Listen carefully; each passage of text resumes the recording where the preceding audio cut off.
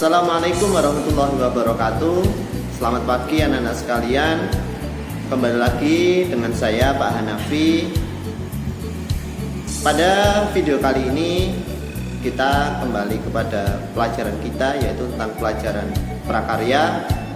Yang pertama, sebelum nanti kita membahas materi, yang pertama saya mengucapkan selamat naik ke kelas 8. Di awal tahun pelajaran baru ini kita masih dalam suasana pandemi, jadi beberapa pelajaran masih dilaksanakan dalam bentuk daring.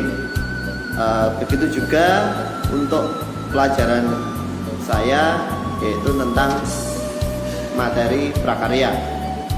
Anak-anak sekalian, seperti kita sudah ketahui bahwa prakarya itu terbagi menjadi 4 aspek. Yang pertama yaitu kerajinan, yang kedua adalah rekayasa, yang ketiga adalah budidaya, dan yang keempat adalah pengolahan. Yang akan kita pelajari selama di kelas 8 ini nanti hanya 2 aspek saja, yaitu yang pertama adalah aspek kerajinan dan yang kedua adalah aspek pengolahan. Untuk buku yang digunakan, nanti kita akan menggunakan buku prakarya yang dikeluarkan oleh Kementerian Pendidikan dan Kebudayaan Republik Indonesia edisi revisi 2017. Jadi itu buku yang bisa dipakai. Mungkin kemarin kalian sudah dapat buku yang di-share berupa file PDF. Nanti bisa kalian print sendiri atau juga bisa kalian membeli di toko-toko. Buku ini juga sudah tersedia. Kalau mau hemat, di-print saja untuk bab-bab yang akan kita pakai. Jadi bab yang tidak kita pakai tidak usah di-print. Jadi nanti saya rasa lebih hemat. Materi kita di kelas 8 ini untuk semester pertama yaitu tentang kerajinan dari limbah lunak. Silakan diperhatikan peta materi yang berada di samping saya ini. Jadi nanti yang akan kita pelajari yang pertama adalah tentang prinsip kerajinan bahan lunak. Kemudian yang kedua adalah jenis dan karakteristik kerajinan bahan lunak. Yang ketiga adalah proses produksi kerajinan bahan lunak. Kerajinan bahan lunak itu dibedakan menjadi 2. Yang pertama adalah kerajinan bahan lunak alam. Yang kedua adalah bahan kerajinan lunak buatan. Contoh kerajinan bahan lunak alam seperti kerajinan keramik, kemudian kerajinan kulit, flower clay, kerajinan getah, nyatu, dan lain sebagainya.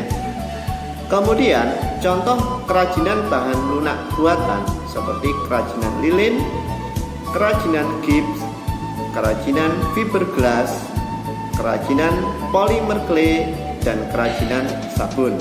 Selain untuk menambah khasanah kebudayaan suatu daerah, benda kerajinan juga bisa digunakan untuk meningkatkan ekonomi kerakyatan. Contohnya di mana sekarang di setiap daerah banyak sekali UMKM yang berdiri untuk menampung kerajinan-kerajinan kemudian dipasarkan ke daerah yang lain. Seperti saya sampaikan di awal bahwa kerajinan bahan lunak ini terbagi menjadi 2, yaitu kerajinan bahan lunak alam dan juga kerajinan bahan lunak buatan. Tentunya di setiap jenis bahan lunak ini mempunyai karakteristik berbeda di dalam pembuatannya. Teknik yang digunakan di dalam membuat bahan kerajinan bahan lunak ini juga sangat bervariasi. Seperti contohnya dengan cara menggunting, mengecor, menempel, melipat, memahat, dan juga membentuk. Disesuaikan dengan jenis desain dan bahan yang akan digunakan. Karena bahan ini memiliki karakteristik yang berbeda-beda. Tugas kalian selama pembelajaran di rumah untuk pertemuan pertama ini yaitu nanti silakan dicari beberapa jenis karya kerajinan yang ada di sekitar kalian, diidentifikasi, boleh melihat langsung, boleh juga dari internet.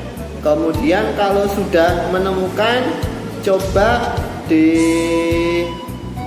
daftar seperti pada lembar kerja 2 halaman 7. Nanti silakan dilihat bentuknya seperti di samping saya ini. Kalau sudah, nanti tugasnya silakan difoto kemudian dikumpulkan. Demikian anak-anak materi untuk pertemuan kita yang pertama ini. Nanti kita akan lanjutkan untuk pertemuan-pertemuan selanjutnya. Selamat pagi. Assalamualaikum warahmatullahi wabarakatuh. Tetap semangat, jaga kesehatan.